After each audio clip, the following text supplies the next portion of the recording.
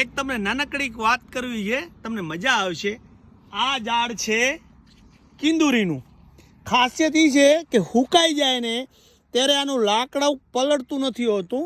એને ગમે એટલું ચોમાસું હોય, ગમે એટલું આપણે અમારે જૂની ભાષામાં કહેતા 7 વરસાદ થયા હોય, હુકું લાકડું આમ તમે 2 પથ્થર હોતે ચચરી અને ચાંપો આગ એટલે આગ થતી, બરાબર। ચાય પાણી કે ગમે તે વગડામાં ચોમાસું હોય અને બળતું કરવું હોય તો આ કિંદુરીના ઝાડથી થતું।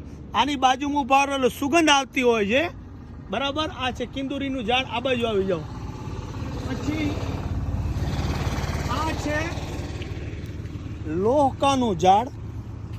આમાં પણ મીઠા મીઠા ફળો આવે, એ તમને ચોમાસું થશે એટલે બતાવીશ। અને અને આ તો મને ઓળખાતું નથી। અહીંયા આવો, એક બીજી વાત કરવી છે। આ છોડ છે જે તે ટાઈમે માલધારી હાંઢ્યો વાળા હોય ને, રાતે હાંઢ્યો ભેગી કરવી હોય તો બોલાવે નહીં, કેમ કે બહુ દૂર દૂર હાંઢ્યો હોય।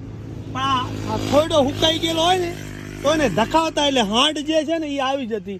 આ થોર સમય જતા આખો હુકાઈ જાય, અત્યારે ગોળ ચક્કર હોય છે, બરાબર। અને અહીંયા આવો, આ છે ઓરિજિનલ ગુગરણીનું ઝાડ। આમાં ઓરિજિનલ ગુગર થાય, એનો સમય આવે ત્યારે થાય। અત્યારે દેખાય આવું, પણ એ જે તે ટાઈમે એનો સમય હોય છે, આમાં ઓટોમેટિક ગુગર થાય।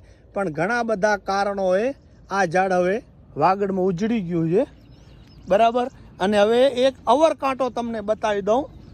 ગમે તે વિસ્તારમાં થતો હોય કે ના થતો, અવરકાંટો એટલે આને આ છે અવરકાંટો, આ રહ્યો, બરાબર। એટલે આના કાંટા આવડા થાય।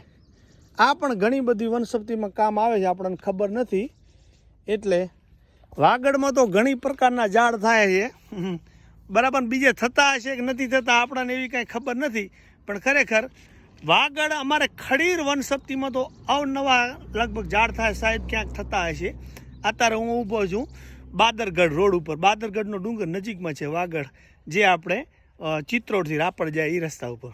જય હિન્દ।